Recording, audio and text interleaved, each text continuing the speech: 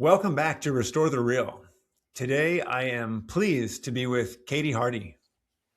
Katie, welcome to the show. Randy, thank you so much for having me. Absolutely. It's been fun to uh, kind of dive into some of your content and some of the podcasts that you've been on and learn about you through there. And then our conversation beforehand, super cool. But for those of you that don't know Katie, she is a board certified holistic nutritionist and FDN practitioner who helps high performers reclaim their energy, optimize nutrition, and achieve lasting results through bio-individual, science-driven programs.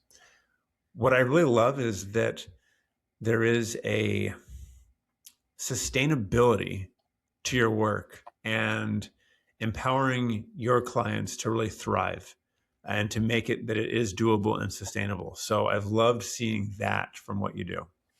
Well, thank you. Absolutely. Um, so I mentioned this before we went live. I was listening to you, and you said, at some point, I finally realized that Shape Magazine wasn't the place to get my understanding of health and body image.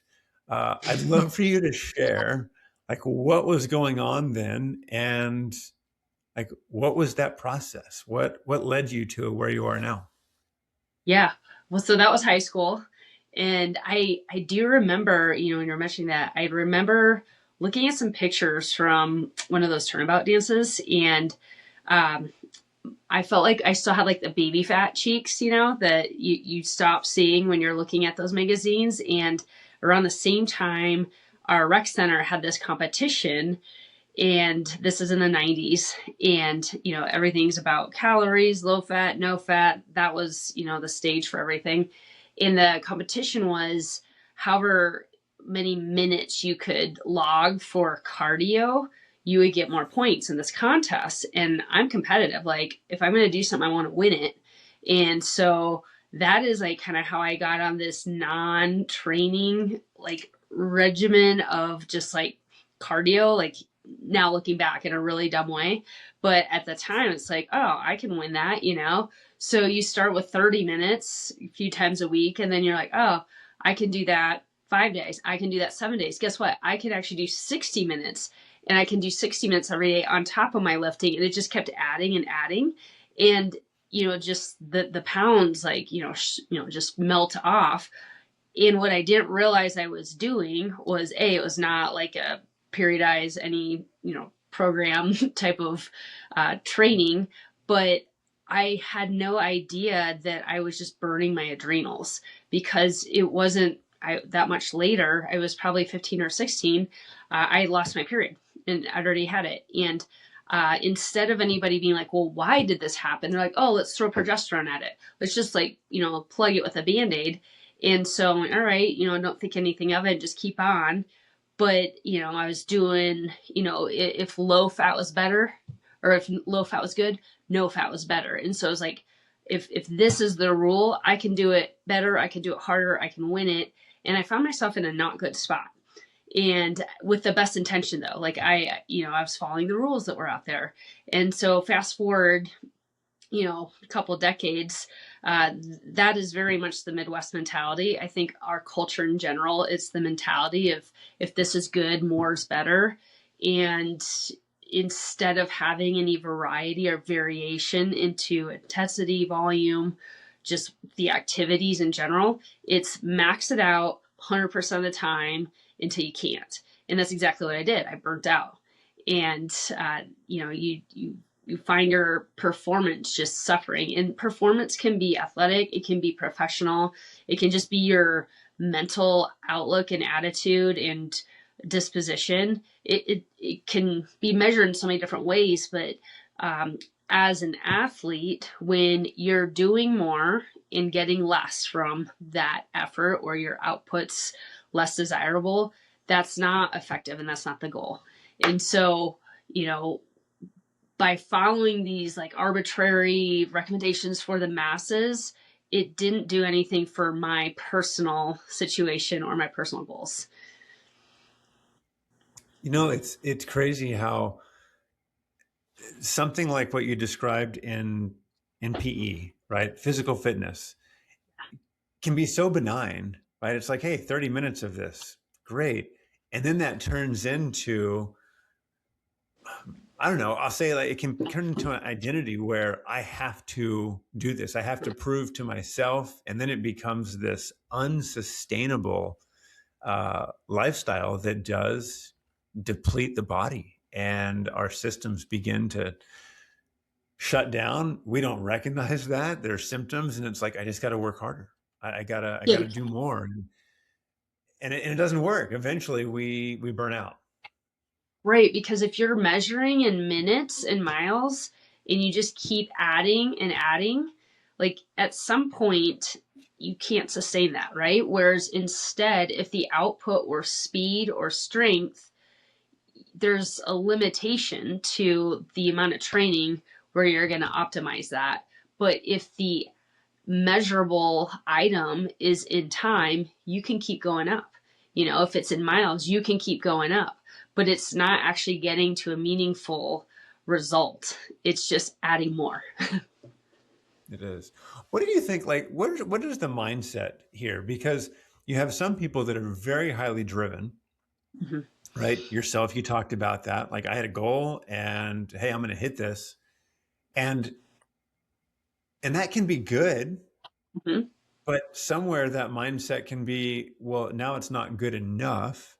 And then for others, there's this ideal of what I have to be, and what is the balance, or what have you found to be um, maybe one of the keys to, yes, I can be driven, but at the same time I can do this in a way that respects the, I'll say, the integrity of my body. Totally. Yeah, I think that's a great question because it's a tricky balance. Because I think a lot of times our self worth and our value is wrapped up in our production or our accomplishments and not necessarily more than that. And those are easy to measure, right? It's easy to be busier. It's easier to like put more things on the list. It's easy to check the things off the list. Back to what you're saying before, we're busy doing, not being. And so, to give you a comparison, I mean, I used to teach or work out probably, I don't know, it was like a full time job, especially when I was doing an Ironman, 10, 20, 25, maybe 30 hours a week, crazy. And now I was thinking about that. I lift 3 days a week. I don't do cardio. Like I sprint once or twice a week, but the whole workout, walking in and walking out, is less than 15 minutes. Like the actual sprint time is probably less than 3 minutes of actual work because it's so high intensity. It's so hard. In order to do that output, you can't actually go that long. Like that's the point. You're firing every single muscle fiber, but the volume of what I do right now is so much lower, but my output and strength and speed and power so much better. My body composition is, I'd say, pretty, good and better, the same, depending on how you're measuring it, than before. The difference is I've got more time, I've got more energy, I've got more capacity to not be annoyed with everything and to, like be at peace with things. Whereas before there's more of that anxiety like lying underneath it. And maybe just, you're distracting yourself from things or avoiding things. Whereas, that's uncomfortable sometimes, just, sitting with those. And I see that a lot with people who get into, maybe the ultra marathons or doing like the long endurance things up here in the mountains. It's beautiful. Like there's cross country skiing, there's mountain biking, and a lot of people do it for 2-3 hours, multiple days. I'm not saying there's anything wrong with it, but it's all also getting to why. Because like when I'm running people's hormones and they describe what they're doing, I pretty much know what I'm going to see, because when you have that much volume and the recovery piece gets dismissed, everything's going to be tanked, right? But I was that person too. I didn't understand how that translates until I saw it on paper. And so that becomes, a little tricky trying to balance that, because you do want to have that drive. So the other thing with the small town that we live in is you don't necessarily have as much of that competitiveness. And I think it's healthy and constructive to have that nudge, to have that push to be the best you can be, um, and not just be complacent or settle. But then it's easy to take it too far and, not and feel like there's always more you could be doing, you're not enough, that sort of thing. So I think if you're trying to figure out what the right spot is having that holistic perspective or wheel or whatever you want to call it, where it isn't only in the physical domain, it isn't only in the work or school domain. It's not just all your eggs in one basket. It's that well-roundedness between all of them. And do you have that energy? Can you push during the times you need to push? Are you capable of coming down and recovering? Are you able to do things with people and your body and your mind? And maybe there's some spirituality to that. I don't know, like everybody's different, but I think it's keeping that balance. And you can have balance within one domain, physical, but balance between all of them, because I think from my perspective that's really important. And that's a good gauge, because if everything is in the work bucket, then there are physical foundations that are probably lacking. If everything's in the physical side, there's probably some, like work, school, or personal development things that are lacking. So getting all of those areas, financial, there's so many different areas. But that's kind of now how I would look at it. Is before I probably was all in that physical bucket and totally lopsided within the tens, eight, nines, tens, but keeping the balance in that. But then within the larger picture, the balance across all of them. What role? There are a couple places I want to go with this. What role does rest have in this? Because you mentioned like, hey, I'm working out 3 days a week. I don't do cardio. I do sprints, and the volume you said is actually a pretty short amount of time, but there's intensity to that. What role does rest play in this? And because I've heard a lot of people, they'll say, I'll rest when I'll die, or I don't have time to rest. But more Mm-hmm. and more, we hear that, oh, wait a minute. For a lot of these athletes that are amazing, they sleep a ton. And we don't Mm-hmm. see that. We think, Right. oh my gosh, I got to like work, work, work. So what role have you found rest to be? And I'll say not just in the physical realm, but rest in even our work life, our in all aspects of life. What is rest? What's the role of It's that? every it's everything. So when you talk about the athletes, your sleep time is when that human growth hormone's kicking in and doing its job. Your rest is when your muscle fibers are repairing, given the right nutrients, the right amino acids to repair and not just come back to baseline, but to go up higher, stronger, faster, more power. The rest is the sweet spot, and that's where the sweet stuff happens.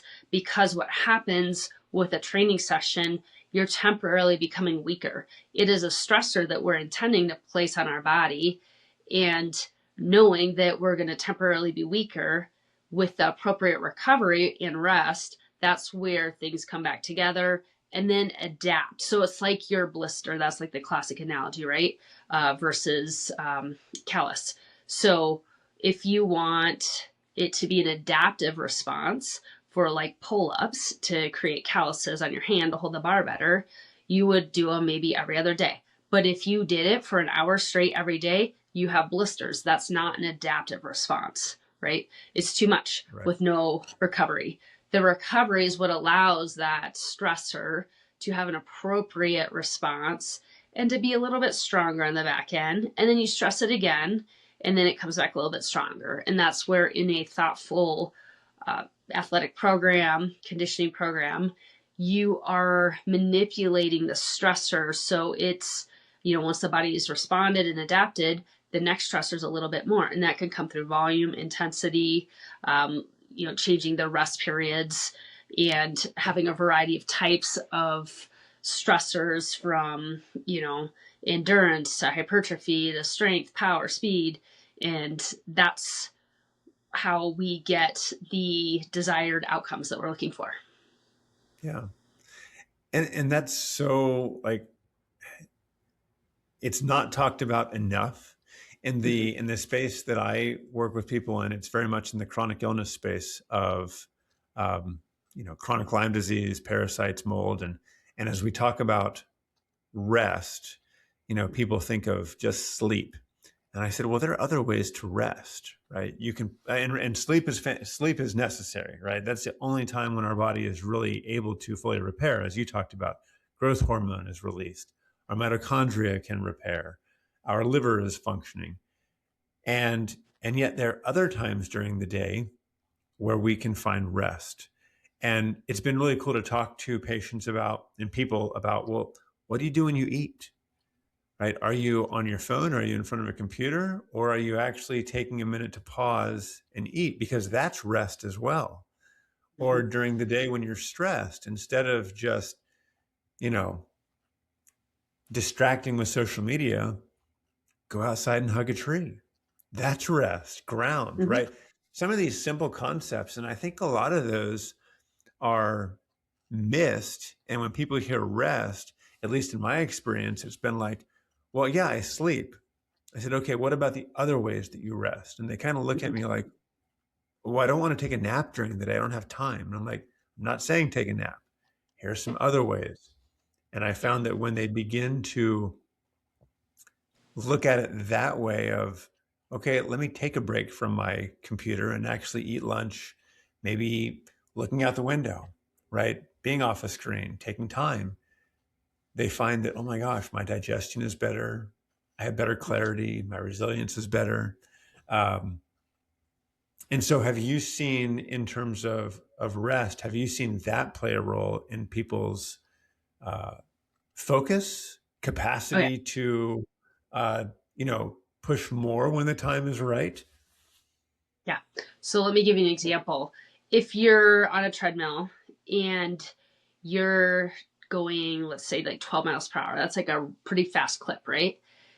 If Yeah, you go that's a like, sprint for me. yeah, that's a sprint. That's a good run. But if you go for 10 seconds and then rest 5 seconds and go 10 seconds, rest five and go back and forth, think about how your, like your breathing, like your heart rate, how everything's going to feel compared to if you go 10 seconds and then rest the remaining minute and then go 10 seconds. When you get that rest, you can go 100%. When you don't get that rest, you can start at 100%. And then it's like, it feels like 100%, but you're only going 95%. And then it's 90, and it keeps going down. And so you're doing the same output. You're like with as far as like the speed, but the at the beginning, but you either can't keep up with that speed and you end up having to decrease it, or it's going to feel that much harder. So if you want to give 100% output, you have to rest, and it's actually not that hard to go 100% when you have the appropriate recovery. And I think that's why so many people don't sprint or do hard things, because it's uncomfortable, because they're under recovered. And so when you're under recovered, everything's a little extra heavy, right? And you're like, oh, it takes a little more overcoming that inertia, which that's hard to get started. But if you have that energy, it's actually kind of fun to tackle those hard things, right? And then you feel really good afterwards. So the rest is so important. If we're translating that to work, if you're staring at a screen for 4 hours straight and you're not blinking, and your eyes are open. A lot of times when we're doing emails, people don't realize that they're holding their breath. You're just kind of in that stress state. But if you get out of, like, you even just change your gaze and you look 20 feet away instead of 20 inches away every, so often, your eyes get the break, or you step up, walk away to grab some water, come back, you are all of a sudden able, get a little more circulation in between that. You're able to sit down and then rev back up to go. But your productivity decreases when you treat your day like a marathon. And then when you treat day after day after day, I mean, what paces faster? What outputs higher? Marathon runner speed or 100-meter sprinter, right? So it's like, do you want the output of a sprinter, or, and I will say elite marathoners, their marathon pace is like a lot of people's sprint pace, but I'm talking about like your average person, right? Right. Those Yeah. people are like beasts, yeah. But I'm talking about like your general person. A marathon pace is going to be one that you could chit chat with somebody, if you're a recreational person. Whereas a sprint, you're like not talking with people. Like you should not be able to talk. Like you're focused, you're dialed, and then you're done. And then you recover, and then you can go crank it out again over and over and over. Whereas, where do you see the chronic overuse injuries? It's when people don't recover. And if they're not getting the nutrients, they're not getting the sleep, they're not getting the human growth hormone, that's when you start seeing the injuries and the burnout. Yeah. I found that in my own life. For a 10-year, 12-year period of time, I was doing a lot of Spartan races, and I still do, but not the pace that I did for a time. And I think about 6 years into doing them, um, injuries started to set in. And no one ever, no, I wish someone would have said, "You're not resting enough." I don't know if I would have believed them, honestly. At the time, I thought, no, I don't need to do that. Now I look back and I'm like, I didn't rest. I didn't think, Yeah. I just thought I had to push more. And I Mm-hmm. remember I was preparing for um, a 50K. Yeah, 50K Spartan race. And my back just gave out on something so simple, right? Wasn't doing anything challenging. And I tried to push through it. I'm like, I can do this. I'll just get adjusted more from my fellow chiropractor friends. But rest was not part of that. Yeah. And it wasn't until like 4 days before the event that I'm like, I can't do this. And so I pulled out of it. And now recognizing rest and working with the people I do. And I love what you just said about if we're not recovering, like that 10 seconds of sprint, 50 seconds of rest versus 15-second sprint and 5-second rest. It's like the difference in recovery is so monumental. And Yeah. if we're not keeping the same pace, whether in an actual race or in life, it's like, okay, where do you need to slow down? Mm-hmm. Because your body is telling you with all these symptoms that I'm not recovering, and yet we try to override that. And we do a Yep. good job of overriding that until our body just eventually totally gives out, and Yeah. now it's crisis. So I have a What? strength and conditioning background, and I was at an endurance athlete training down in Colorado Springs at the Olympic Training Center. And this was probably over 10 years ago. And the biggest takeaway I got from that, and this was all based upon measuring cortisol, which I do now, but I didn't even like that wasn't as big of a thing out there as it's become now. But the biggest takeaway from that was you are better off going into a race 10% undertrained than 0.5% overtrained, right? Wow. Yeah, Yeah. crazy. And because your mental game can take you through, your adrenaline can take you through. If you've overreached, under recovered, you have nothing to tap into. It's gone. Like there's nothing there for reserves. And so you are always better off being undertrained going into performance day for like an endurance event than this tiniest smidge overtrained. And you think about like training programs, they always have the taper beforehand, right? Why is that? It's to start rebuilding the reserves because you're breaking down your body with all that training. And I know from my experience, I've done some of those longer bike rides and um, different events, and just from teaching a couple interval like spin classes a week and not doing any of the long rides, I was fine, but I didn't have like the knee pains, the joint, or the hip issues. Yeah, like you might be more sore the day after, but you're fine. Like if your legs are just fatigued, like when I was training for an Ironman, I was overtraining, 100% overtraining, and I just remember on some of those like quote unquote easier runs that are just supposed to, be for building your endurance base. and you're supposed to keep your heart rate below a certain number, not getting too high into the higher zones. I just remember my legs felt so heavy, and my output was nothing, So it was like I would have been better off walking, or just like actually like getting off my feet and like swimming or getting a massage probably or reading a book. Um, and so it's just kind of funny because same thing, like you're like, oh, I'm fine. I don't like whatever, like this is, I can deal with it. It's not like the end of the world.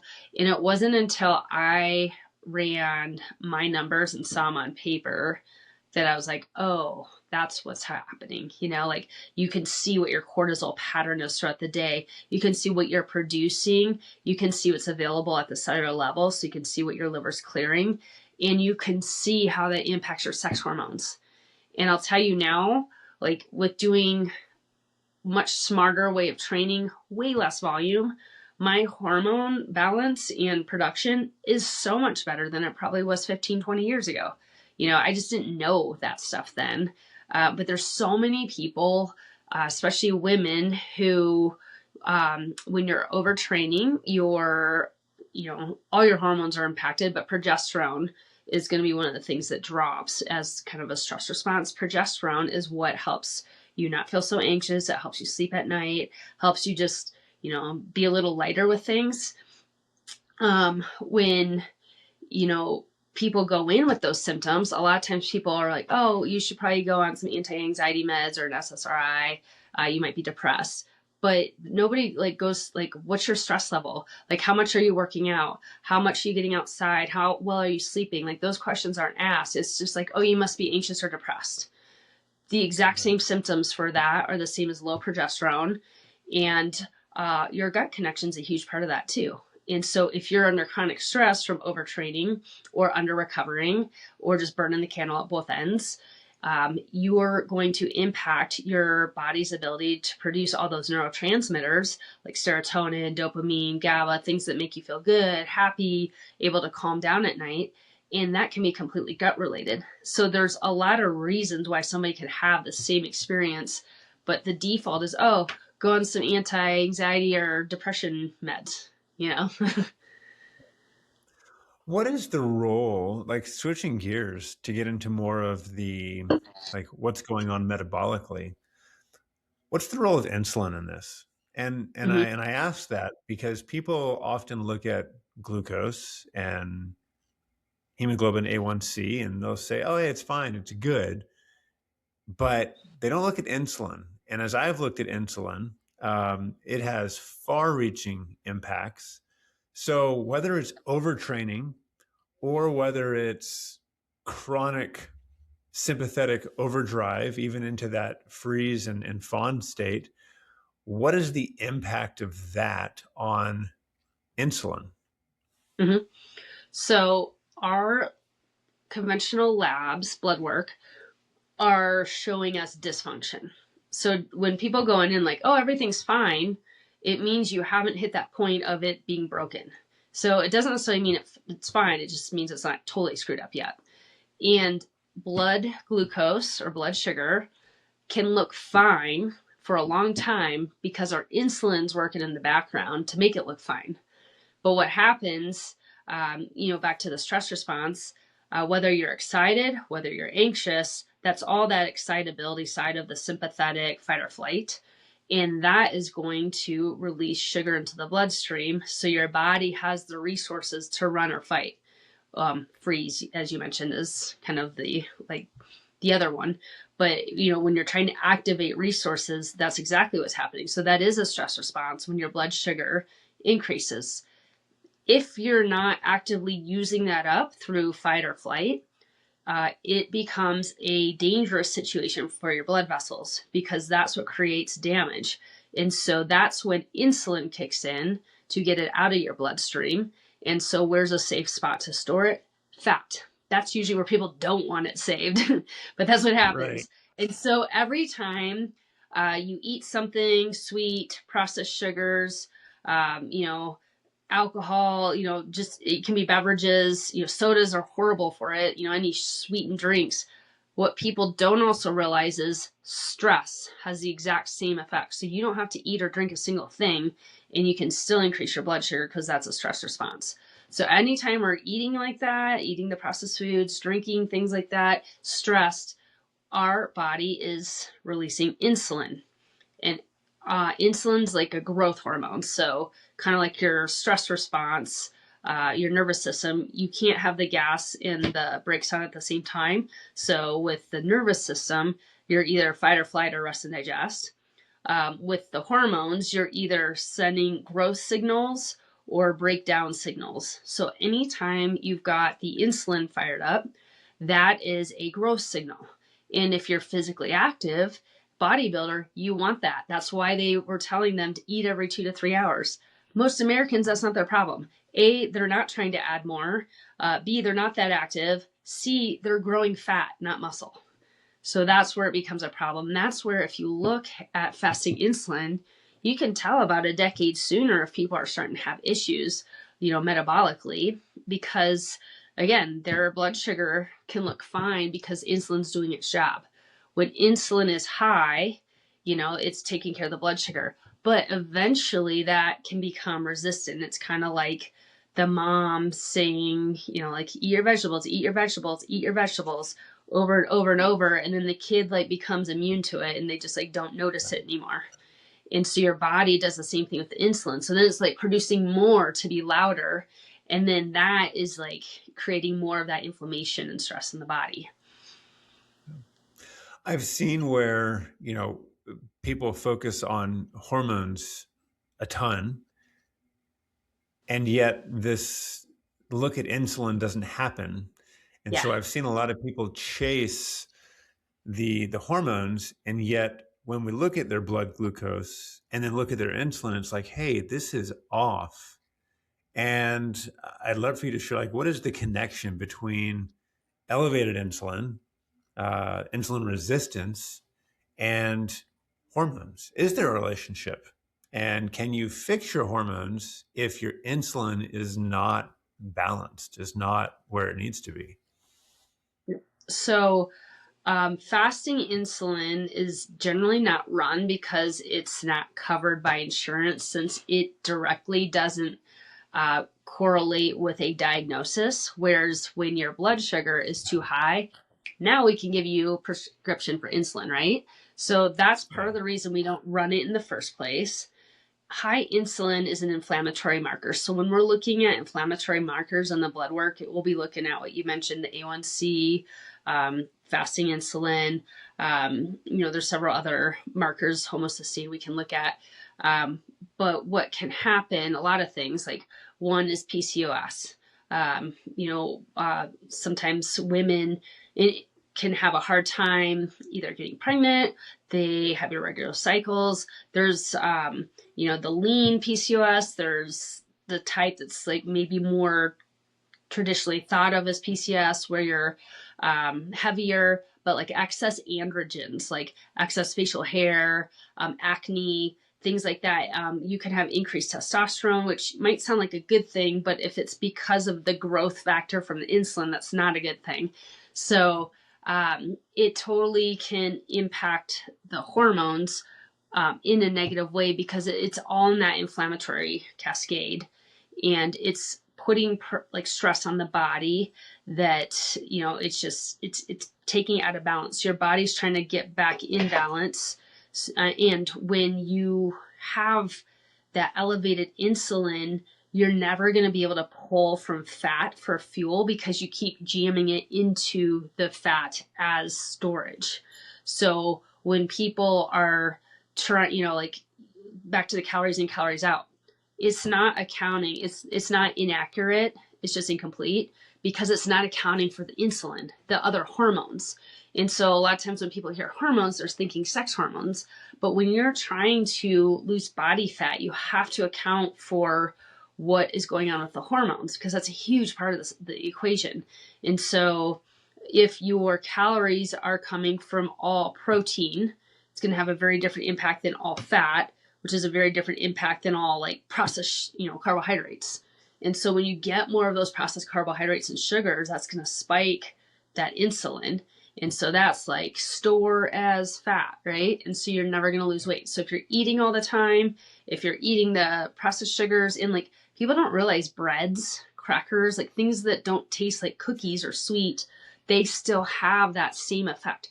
Like I'll have people wear a continuous glucose monitor for a month just to learn about all the things that they're doing and eating. And people are like, I don't understand. Like this is like a sourdough bread, or it's gluten free. And my blood sugar went really high. I'm like, it's processed. Like gluten free doesn't mean it's, healthy, but it has this halo effect around it because of how it's been marketed.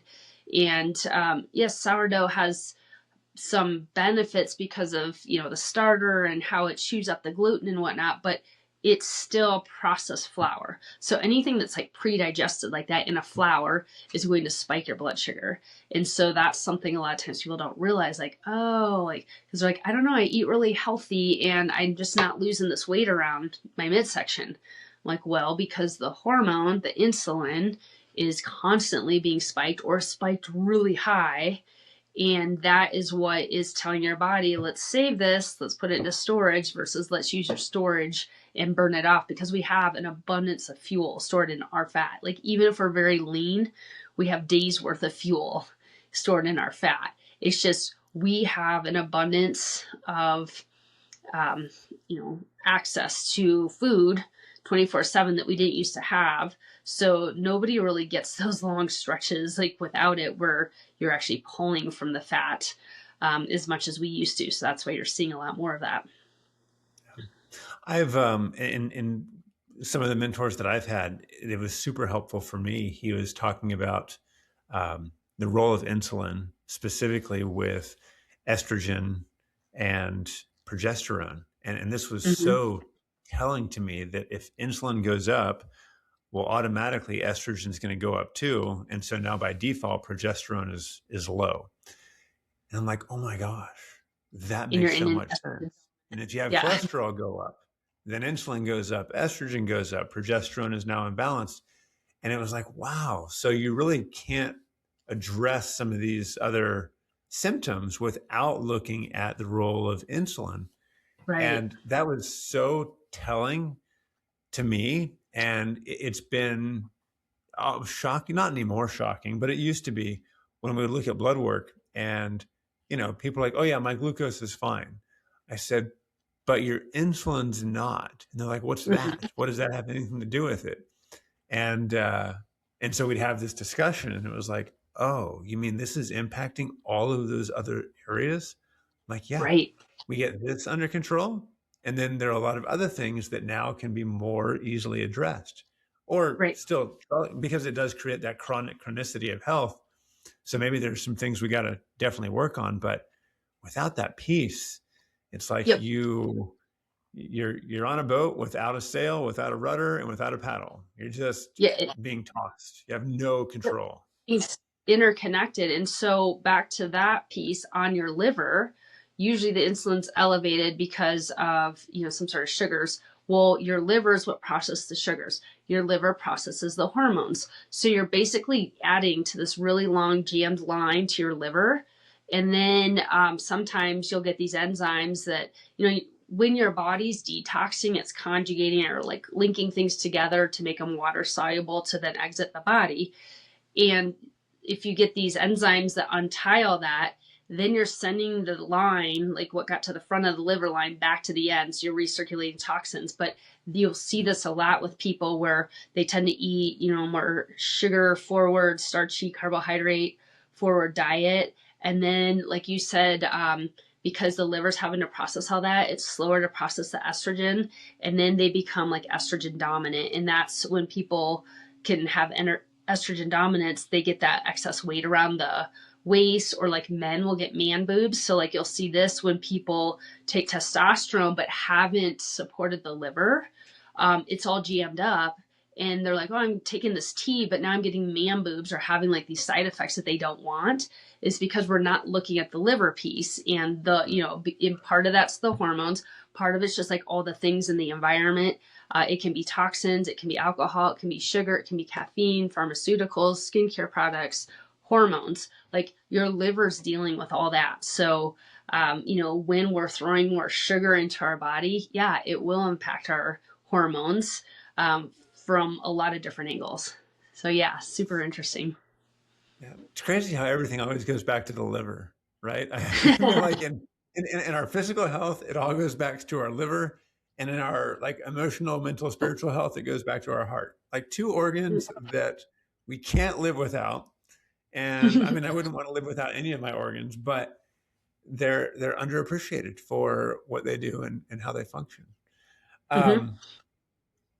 Um, I'm curious on like talking about the liver and some of these pathways with drainage, with helping eliminate toxicity, and then going back a little bit to eating as well. Do you find, or what do you find with people that eat late at night? Like they may be eating healthy food, they may be eating good, but is there a role between eating late at night and then their body's ability to heal and process that as well? So this also comes back to the stress hormones and bioindividuality, where we're all different and have different needs.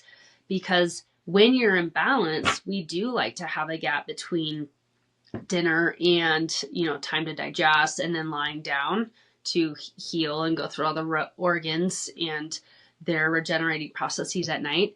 However, when you're under stress, your body might do better with topping off the fuel before you go to bed, because your blood sugar levels are dysregulated when you're under stress. So, like, when you're in balance, you can and should handle longer gaps between meals. When you're dysregulated, that's when you can burn through things too quickly or just need more support because there's just a lot going on. So, generally, the goal is to get to let's eat dinner sooner so you have a bigger gap. So then, if the goal is to, not be storing more as fat, then you have that space, because basically after dinner most people aren't doing much other than like sitting around, so you don't really need a lot of nutrients for that. But when you're under stress, that extra little snack or meal can help people sleep better and produce the hormones and neurotransmitters needed to fall asleep and stay asleep.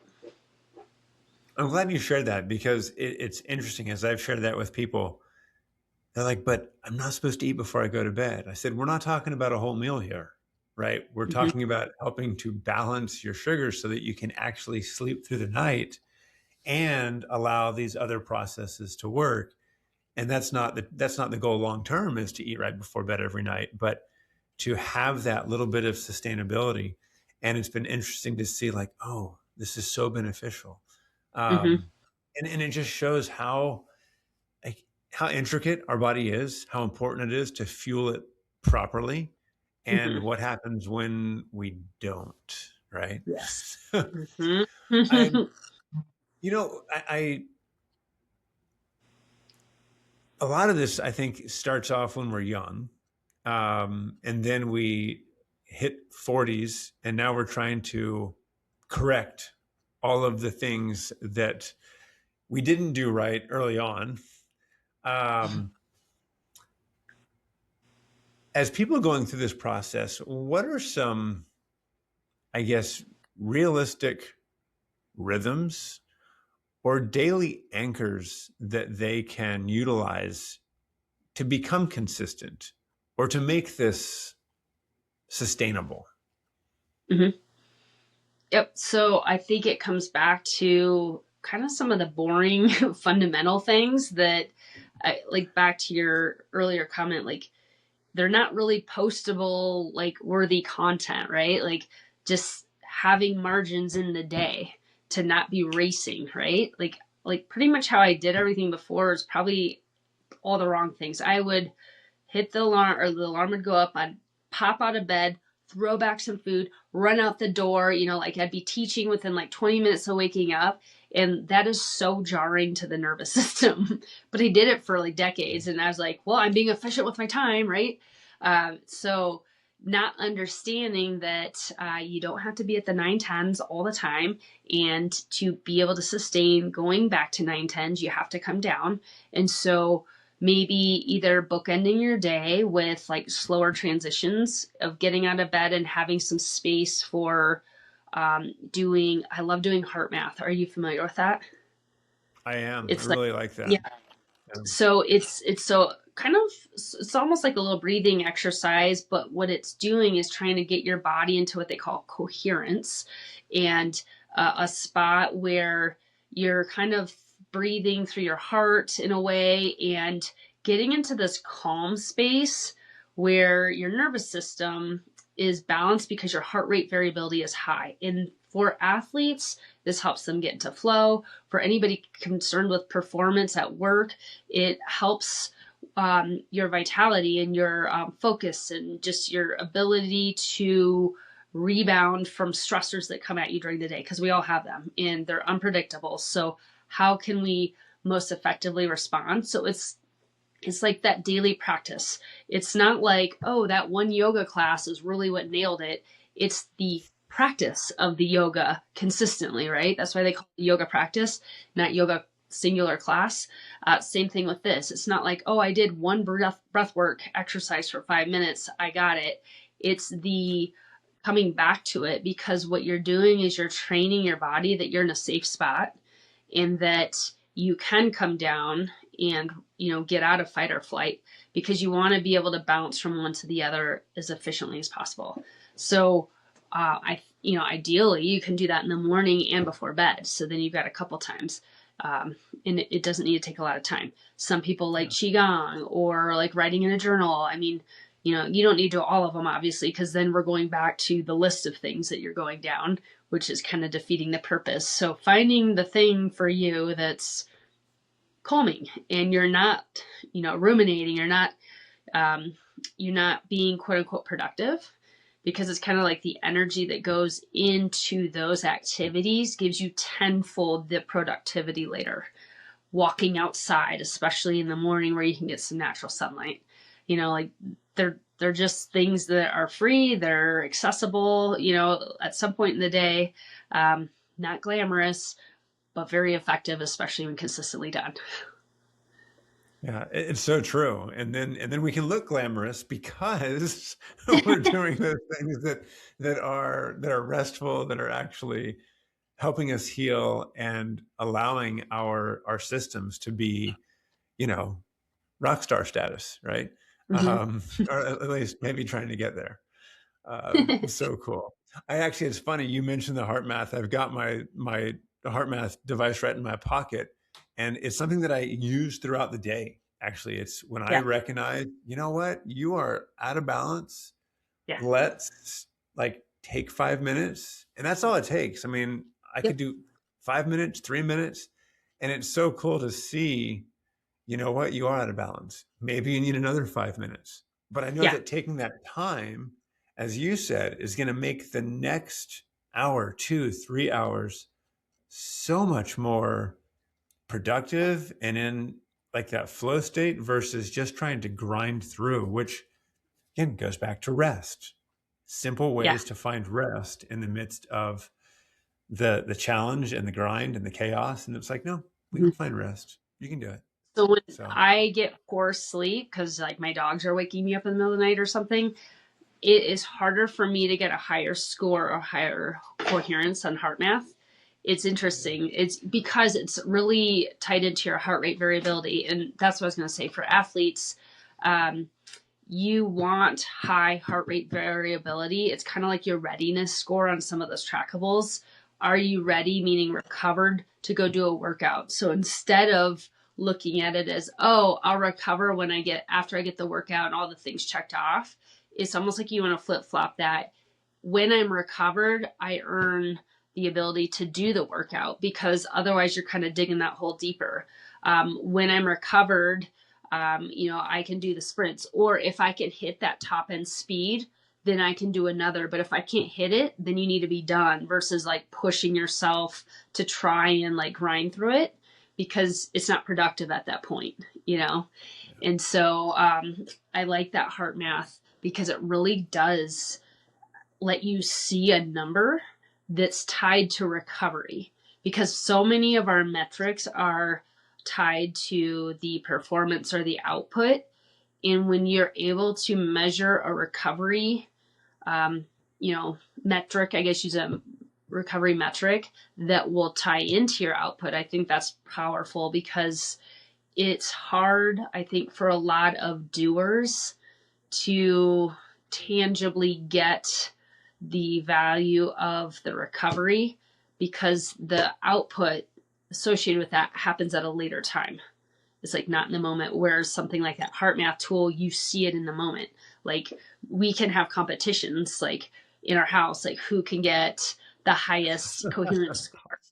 So it's like for those competitive people, you're taking something that's like a down tempo activity or a nervous system regulating activity, and you can still make it a competition, but it's like the Chinese finger traps. You have to have the right amount of focus where you're not trying too hard, because then that also screws it up, but you have enough focus. And when something happens in the middle of it, like my dog will come up and like nuzzle its face in my hand and like lick me. I'm like, oh, stop it. That's annoying. And you see it just tank. You're like, all right, Yeah. refocus, like regroup, because it's not about avoiding those things. It's life. It's going to happen. It's how do you handle it? What are you going to do? And like, how can you let that roll off your shoulders a little more smoothly, and have it be more neutral and not phase you in like this negative way. Yeah. So many important nuggets here. I so appreciate the conversation and the value around our metabolic health, around rest, around performance, and I think even if someone is not an athlete, like these principles apply to every walk of life, and whether you're engaging in triathlons, Spartan races, cycling, whatever it might be, or you work at an office, right? You're at a desk, or you're a mom, right? Rest is way harder as a mom, but the rest component is so needed, and that resilience, it only comes with rest. So thank you for the things that you've shared and the value that you've brought. I really appreciate that today.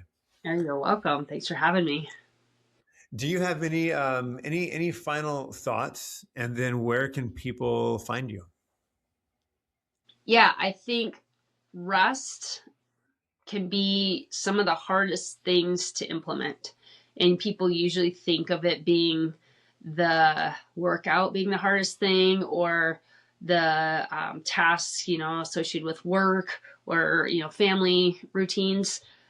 I think what's harder for most people is recognizing and valuing the need for the recovery and actually prioritizing them before the other things. So, kind of lean into that, resistance around that or discomfort with it. And like you would any important meeting, put it in the calendar. Like it's non negotiable. Like boundaries is a big thing I work on with people, because it can be boundaries with others, but a lot of them are boundaries with ourselves.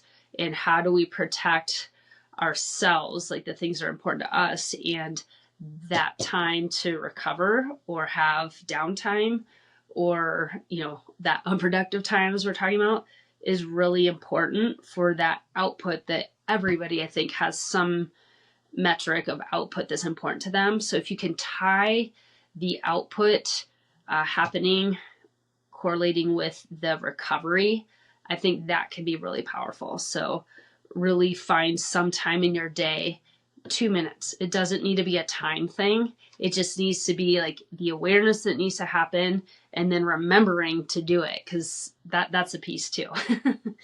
You can have the best For sure. intention, but if you forget about it because it's just not part of the routine, it's not going to happen. So it might be an alarm on the phone, a sticky note, like buy the thing that you do every day that you can pair it with, like when you brush your teeth, or, buy your shoes.